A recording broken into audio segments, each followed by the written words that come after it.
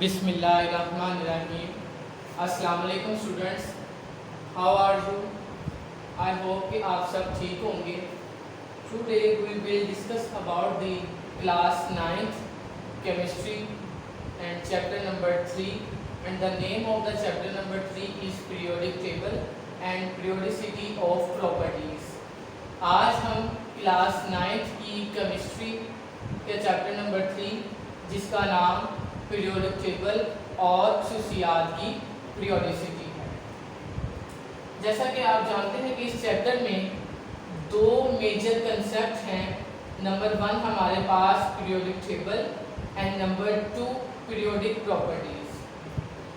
Number 1 जो हमारा major concept है ये हम अपनी लास्ट वीडियो में इसको कंप्लीट कर चुके हैं। आज हम जो है वो सेकंड मेजर कंसेप्ट को स्टार्ट करते हैं जो कि पीरियोडिक प्रॉपर्टीज़ है। पीरियोडिक टेबल को हमने डिटेल में स्टडी कर लिया अपनी लास्ट वीडियो में। आज हम पीरियोडिक प्रॉपर्टीज़ को स्टडी करेंगे कि पीरियोडिक टेबल में जो एलिमेंट्स हैं उनकी जो अरेंजमेंट है उसकी जो पीरियोडिक प्रॉपर्टीज़ हैं वो क्या क्या है। तो पीरियोडिक प्रॉपर्टीज़ में आज हम दो को स्टडी करेंगे इस वीडियो में। नंबर 1 हमारे पास atomic size and atomic radius है एंड नंबर 2 हमारे पास शील्डिंग इफेक्ट है। सबसे पहले हम नंबर 1 को स्टार्ट करते हैं। नंबर 1 हमारे पास atomic size and atomic radius है। एटॉमिक साइज और एटॉमिक रेडियस की अगर अब हम बात करें तो एटॉमिक रेडियस हमारे पास half of the distance between the nuclei of the two bonded atom is referred as atomic radius of atom. दो जुड़े हुए एटम्स के न्यूक्लियाई के दरमियान फासले के निस्फ को इस एटम का एटॉमिक रेडियस कहा जाता है। यानी कि अगर दो एटम आपके पास जुड़े हों, जैसा कि इस मैंने ये डायग्राम बनाई है, ये हमारे पास दो एटम हैं और दोनों एटम के जो ये इनके न्यूक्लियस हैं यानी कि न्यूक्लियाई, अब इनके दरमियान का जो फासला है उसके निस्फ को हम एटॉमिक रेडियस कहते हैं उस एटम का। इस तस्वीर में इस पिक में वाज़ेह दिखाया गया है कि दो एटम जो हैं वो क्लोजली बॉन्डेड हैं आपस में, उन्होंने एक बॉन्ड बनाया हुआ है और इनके दोनों एटम्स के दरमियान जो न्यूक्लियाई हैं उन न्यूक्लियाई के दरमियान का जो फासला है उस फासले के निस्फ को उस एटम का एटॉमिक साइज या एटॉमिक रेडियस कहते हैं। सबसे पहले हमें इसका एटॉमिक रेडियस हमने इसकी डेफिनेशन की। अब हमें पता है कि एटम का as we know atom are very small size. Atom का जो साइज है वो बहुत छोटा है और इसको हम इसकी बाउंड्रीज को डिफाइन नहीं कर सकते। Don't we have defined their boundaries. हम इनकी बाउंड्रीज जो हैं एटम की इसको डिफाइन नहीं कर सकते क्योंकि इसका जो साइज है वो बहुत छोटा है। इन दोनों पॉइंट की वजह से it is difficult to measure size of atom. एक तो एटम का साइज बहुत छोटा है उसकी वजह से, और दूसरा हम उसकी बाउंड्रीज को डिफाइन नहीं कर सकते जिसकी वजह से हमें इसके साइज को मालूम करने में बहुत सी डिफ़िकल्टीज़ का जो है वो सामना है। जो वैसे तो ये ख्याल किया जाता है, ये एक मेथड के ज़रिए एक अज्यूम किया जाता है कि एटम हमारे पास स्फीयर शेप में है और जब ये एक दूसरे के करीब आते हैं when they lie to each other they touch to each other. जब ये एक दूसरे के करीब आते हैं तो ये एक दूसरे को टच करते हैं और जब ये टच करते हैं तो इनके फासले के ज़रिए इनके जो न्यूक्लियाई के दरमियान फासला है उसको मेजर करके उसका हाफ लेके हम एटम के साइज को मालूम कर सकते हैं या एटम के रेडियस को मालूम कर सकते हैं। हमारे पास एक एग्जांपल दी गई है atomic radius of carbon atom. ये आपके पास कार्बन के दो एटम हैं जो हमारे पास इनके जो न्यूक्लियाई हैं इनके दरमियान का जो फासला है 154 पिकोमीटर है। यानी कि इन दोनों के न्यूक्लियाई के दरमियान का जो रेडियस है वो 154 पिकोमीटर है। अगर हम 154 पिकोमीटर यानी कि जो दोनों न्यूक्लियाई का जो रेडियस है इसको अगर हम हाफ करें तो हमारे पास 77 पिकोमीटर आता है। तो 77 पिकोमीटर हमारे पास वो कार्बन एटम का जो है एटॉमिक रेडियस है। जैसा कि आपने डेफिनेशन में भी पढ़ा कि जब half of the distance between the nuclei of the two bonded atom है ये कार्बन के, और इनके जो न्यूक्लियाई हैं ये न्यूक्लियस है, इनके दरमियान का जो फासला है अगर हम उस डिस्टेंस का हाफ ले लें तो हमारे पास उस एटम का एटॉमिक रेडियस जो है वो आ जाता है। तो ये हमने कार्बन के एटम का एटॉमिक रेडियस मालूम करने की कोशिश की है कि हमारे पास ये दो कार्बन एटम हैं और ये इनके न्यूक्लियाई के दरमियान का जो फासला है वो 154 पिकोमीटर है, और अगर हम इन 154 पिकोमीटर का हाफ लें तो वो हमारे पास 77 पिकोमीटर आता है। तो हमारे पास कार्बन का अगर एटॉमिक रेडियस की बात करें तो कार्बन का जो एटॉमिक रेडियस है वो 77 पिकोमीटर है। डेफिनेशन और एग्जाम्पल के बाद अब हम एटॉमिक साइज और एटॉमिक रेडियस के पीरियड्स और ग्रुप्स में फ्रेंड्स देखते हैं कि इनका पीरियड्स और ग्रुप में क्या रुझान है, किस तरह से ये इंक्रीज़ हो रहा है, किस तरह से ये डिक्रीज़ हो रहा है। सबसे पहले हम बात करते हैं ट्रेंड्स इन पीरियड्स कि पीरियड्स में एटॉमिक साइज या एटॉमिक रेडियस का क्या रुझान है। Move from left to right in a period although atomic number increases. जैसे जैसे आप बाएं से दाएं जाने पीरियड में मूव करते हैं तो एटॉमिक नंबर जो है वो बढ़ता है। अब एटॉमिक नंबर बढ़ने की वजह से जो साइज ऑफ एटम है वो डिक्रीज हो रहा है। एटॉमिक नंबर बढ़ने की वजह से साइज ऑफ एटम जो है वो डिक्रीज हो रहा है लेफ्ट टू राइट मूव करने से। इसकी जो बुनियादी वजह ये है कि जैसे एटॉमिक नंबर जो है वो बढ़ेगा, एटॉमिक नंबर बढ़ने का मतलब कि addition of proton in nucleus, नए जो प्रोटॉन है वो उसमें ऐड हो रहे हैं। लेकिन एटॉमिक नंबर पीरियड में अगर बात करें तो एटॉमिक नंबर कंटिन्यूसली बढ़ता जा रहा है, 1 बाय 1 एक नंबर के फ़र्क के साथ बढ़ता जा रहा है। तो इसमें लिहाजा नए शेल का इजाफा नहीं होता, उसी शेल में जो प्रोटॉन है वो दाखिल होते जाते हैं, जिसकी वजह से अफेक्टिव न्यूक्लियर चार्ज जो है वो इंक्रीज हो जाता है। यानी कि जो न्यूक्लियर का इजाफी अट्रैक्शन वाला चार्ज होता है वो फोर्स होती है, वो जैसे ही न्यूक्लियस में और प्रोटॉन ऐड होते हैं तो वो प्रोटॉन उस चार्ज को अपनी तरफ खींच लेते हैं। और इस यही बुनियादी वजह है कि अगर आप पीरियड में लेफ़्ट टू राइट मूव करें तो एटॉमिक साइज जो है वो आपका एटॉमिक नंबर इंक्रीज़ होता है, और एटॉमिक नंबर इंक्रीज़ होने की वजह से जो साइज ऑफ एटम है वो डिक्रीज़ हो जाता है। जो साइज एटम का डिक्रीज़ हो रहा है उसकी दो बुनियादी वजह है कि एटॉमिक नंबर बढ़ने की वजह से एटम में जो उसके वैलेंस शेल में जो प्रोटॉन्स की जो तादाद है वो बढ़ती जा रही है, लेकिन शेल में इजाफा नहीं हो रहा, क्योंकि आप जानते हैं कि जो एटॉमिक नंबर है वो 1 बाय 1 पीरियड में इंक्रीज़ होता है, कंटिन्यूसली मुसलसल बढ़ता जाता है। इसमें पीरियड में जो है वो गैप नहीं आता, जिसकी वजह से हमारा जो पीरियड में ट्रेंड है एटॉमिक रेडियस का वो ये है कि ये लेफ़्ट टू राइट अगर मूव करें पीरियड में तो हमारे पास जो एटम का साइज़ है वो कम हो जाता है। अगर हम एग्जांपल दें यहाँ पे सेकंड पीरियड की तो आप देख सकते हैं कि सेकंड पीरियड में lithium, beryllium, boron, carbon, nitrogen, oxygen, fluorine and neon. अगर हम लिथियम के एटॉमिक रेडियाई या फिर पिकोमीटर में जो अमलियत कर रहे हैं उसको चेक करें वो 152 है, और बेरिलियम का हमारे पास 113 है, बोरॉन का 88, कार्बन का 77, नाइट्रोजन का 75, ऑक्सीजन का 73, फ्लोरीन का 71 और नियोन का 69। यानी कि आप देखें आप पीरियड में लेफ़्ट टू राइट मूव कर रहे हो तो एटॉमिक्स नंबर ऊपर देखें बढ़ता जा रहा है, 3, 4, 5, 6, 7, 8, 9, 10। ये हम दूसरे पीरियड की बात कर रहे हैं। लिथियम का एटॉमिक नंबर 3 है, बेरिलियम का 4 है, बोरोन का 5 है, कार्बन का 6 है, नाइट्रोजन का 7 है, ऑक्सीजन का 8 है, फ्लोरीन का 9 है और नियोन का 10 है। एटॉमिक नंबर जो है वो मुसलसल एक नंबर के गैप के साथ बढ़ता जा रहा है पीरियड में अगर आप लेफ़्ट टू राइट मूव कर रहे हो। और उसी के नीचे अगर आप देखें एटॉमिक रेडियाई को तो एटॉमिक रेडियाई जो है वो ज़्यादा से कम की तरफ जा रहा है। एटॉमिक नंबर जो है वो कम से ज़्यादा की तरफ जा रहा है, जबकि एटॉमिक रेडियाई यानी कि एटॉमिक साइज जो है वो ज़्यादा से कम की तरफ जा रहा है। इसकी जो बुनियादी वजह ये है क्योंकि इसमें देखें कि शेल में इजाफा नहीं हो रहा, लेकिन वैलेंस शेल में प्रोटॉन की एडिशन हुई जा रही है। लिथियम में 3 है तो बेरिलियम में 4 है, एक प्रोटॉन का इजाफा इसमें हो गया। अब इसमें जो न्यूक्लियर का चार्ज है, इजाफी न्यूक्लियर चार्ज है, वो उसकी जो कशिश है वो कम हो जाएगी, वो ज़्यादा हो जाएगी और अफेक्टिव न्यूक्लियर चार्ज जो है वो इंक्रीज़ होना शुरू हो जाएगा, जिसकी वजह से इनका जो एटॉमिक साइज़ है वो कम होना शुरू हो जाएगा। तो यहाँ तक आई होप कि आपको समझ लग गई होगी कि पीरियड में इसका क्या रुझान है।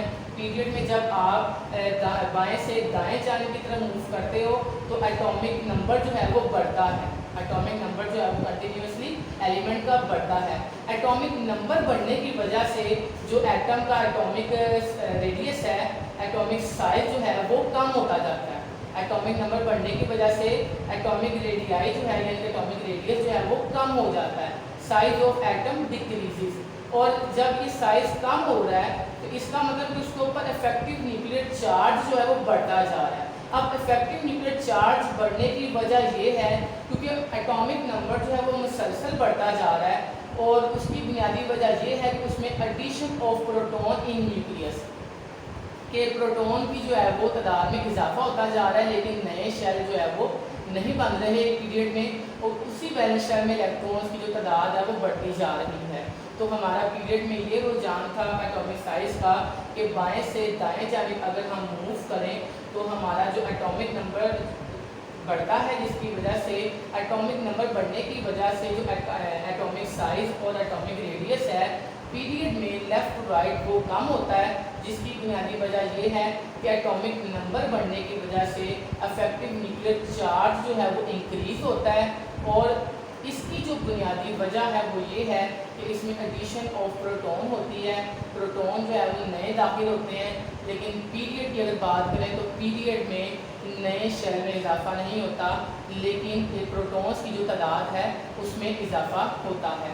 तो हमने ये सेकंड पीरियड की एग्जांपल दी कि देखिए आप ऊपर से lithium, beryllium, boron, carbon, nitrogen, oxygen, fluorine, neon की अगर बात करें तो एटॉमिक नंबर देखें हम मुसलसल बढ़ता जा रहे हैं, लेकिन उसी के नीचे अगर आप देखें तो एटॉमिक रेडियाई जो है वो हमारे पास ज़्यादा से कम होता जा रहा है। तो एटॉमिक रेडियाई को हम पिकोमीटर में ज़ाहिर करते हैं, उसको पिकोमीटर में मेजर करते हैं, पिकोमीटर को पीएम के साथ ज़ाहिर किया जाता है। अब हम पीरियड में रुझान पढ़ने के बाद ट्रेंड्स इन ग्रुप्स देखते हैं कि पीरियड में तो अब एटॉमिक साइज जो है वो डिक्रीज हो रहा है एटॉमिक नंबर बढ़ने की वजह से। तो ग्रुप में इसका क्या ट्रेंड है, ग्रुप में इसका क्या रुझान है, तो आइए हम ग्रुप की तरफ बढ़ते हैं। Atomic radii increases from top to bottom. Group में ऊपर से नीचे की जानिब जो है एटॉमिक रेडियाई जो है वो बढ़ता जा रहा है। A new shell of electron is added.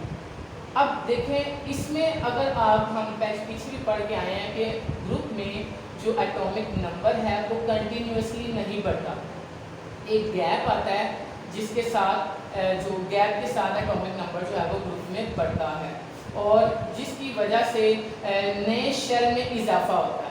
तो ग्रुप में एटॉमिक जो साइज़ है वो टॉप टू बॉटम ग्रुप में इंक्रीज़ हो रहा है। उसकी बुनियादी वजह ये है कि जो एटॉमिक नंबर है वो कंटिन्यूसली नहीं बढ़ रहा, वो आपके पास एक गैप के साथ जो है वो ज़्यादा हो रहा है और ग्रुप में नए शेल का जो है वो इजाफा हो रहा है और न्यू इलेक्ट्रॉन भी उसमें ऐड हो रहे हैं और ये हमारे पास का decrease the affective nuclear charge. और जो हमारे पास अफेक्टिव न्यूक्लियर चार्ज है ग्रुप में वो क्या हो रहा है, कम हो रहा है, क्योंकि इलेक्ट्रॉन जो है इसमें शेल का इजाफा हो रहा है जिसकी वजह से इलेक्ट्रॉन न्यूक्लियस से दूरी पे चले जाएंगे और जो चार्ज है इफेक्टिव न्यूक्लियर चार्ज वो कम हो जाएगा। पीरियड में हमने कहा कि इफेक्टिव न्यूक्लियर चार्ज जो है वो बढ़ रहा है, एटॉमिक साइज डिक्रीज हो रहा है और ये लेफ्ट टू राइट पीरियड में मूव कर रहे हैं और एटॉमिक नंबर हमारा बढ़ता जा रहा है और इसमें न्यू शेल जो है वो नहीं बन रहे, इसमें प्रोटॉन जो है वो ज़्यादा हो रहे हैं, एडिशन हो रही है न्यू प्रोटॉन्स की, जबकि इस पीरियड में न्यू शेल जो है वो नहीं बन रहे। अगर ग्रुप की बात करें तो ग्रुप में जो है वो new shell of electron is added.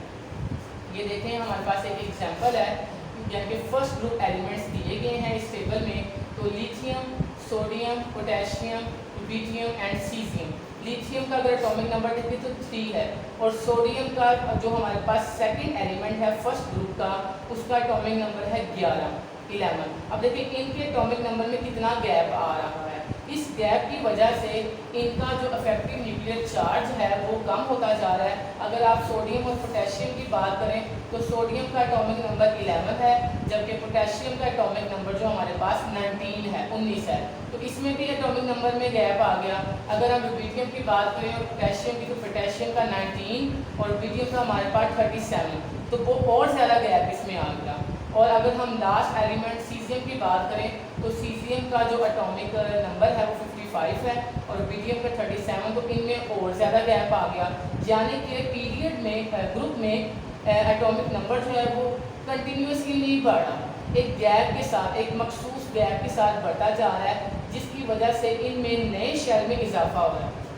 अगर पीरियड की बात करें ऊपर वाले टेबल में देखें तो पीरियड में देखें लेफ्ट टू राइट आपका 3, 4, 5, 6, 7, 8, 9, 10 कंटिन्यूसली बढ़ता जा रहा है, जिसकी वजह से एटॉमिक साइज जो है वो हमारे पास ज़्यादा से कम होता जा रहा है। लेकिन अगर हम बात करें ग्रुप की, तो ग्रुप में हमारे पास ऊपर से नीचे की जानिब अगर आप जाएं तो एटॉमिक साइज जो है वो कंटिन्यूसली नहीं बढ़ता, एक मखसूस गैप के साथ बढ़ता है, जिसकी वजह से ग्रुप के जो एलिमेंट्स हैं इनमें नए सब शेल, नए शेल का इजाफा होता है, नए प्रोटॉन्स की एडिशन होती है, जिसकी वजह से इनका जो एटॉमिक रेडियस है वो ऊपर से नीचे की जानिब बढ़ता जा रहा है। अगर लिथियम के एटॉमिक रेडियस की बात करें तो वो हमारे पास 152 है, एटॉमिक नंबर 3, और एटॉमिक रेडियस हमारे पास जो पिकोमीटर में है वो 152 है।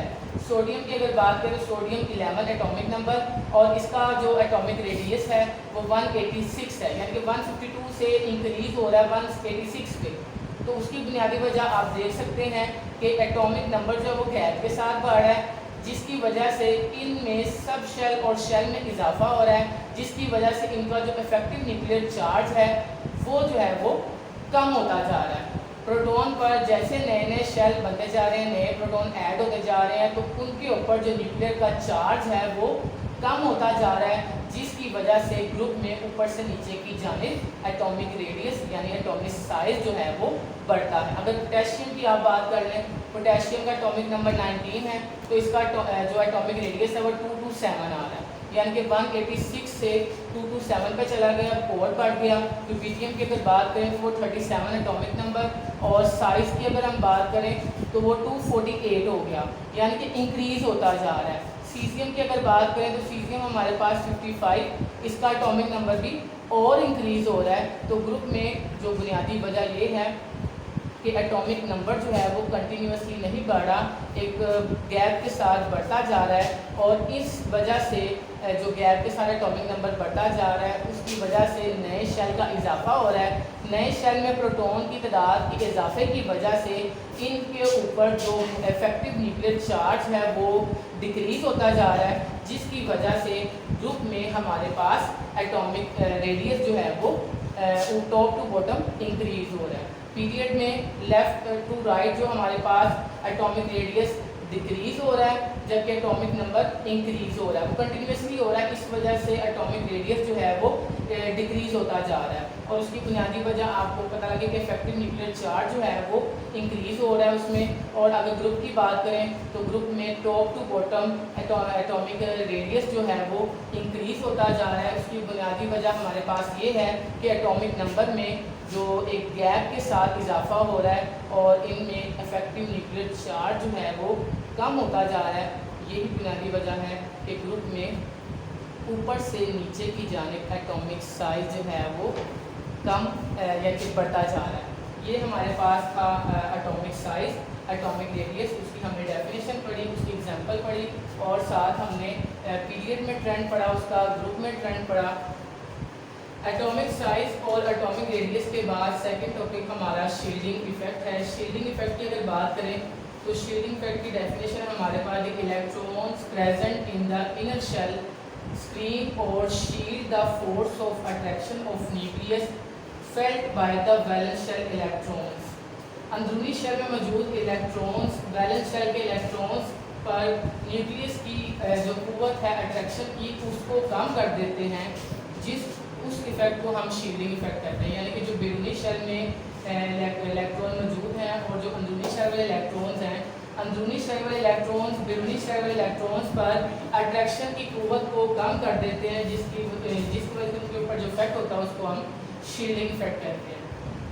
Electrons between the nucleus and outermost shell of an atom reduce the nuclear charge। जो हमारे पास इनर शेल में इलेक्ट्रॉन्स हैं वो आउटर मोस्ट इलेक्ट्रॉन्स पर न्यूक्लियर चार्ज को कम कर देते हैं, यानी कि उसको रिड्यूस कर देते हैं।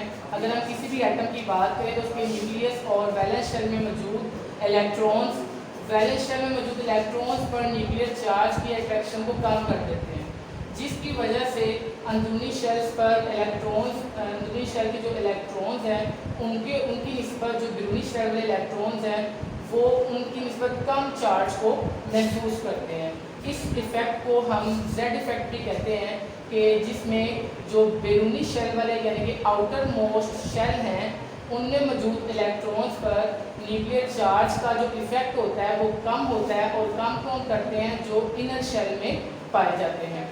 शील्डिंग इफेक्ट में अगर हम पीरियड्स की बात करें, ट्रेंड्स इन पीरियड्स और ट्रेंड्स इन ग्रुप की बात करें, तो पीरियड में अगर इसका रुझान देखें तो due to increase of atomic number shielding effect increases.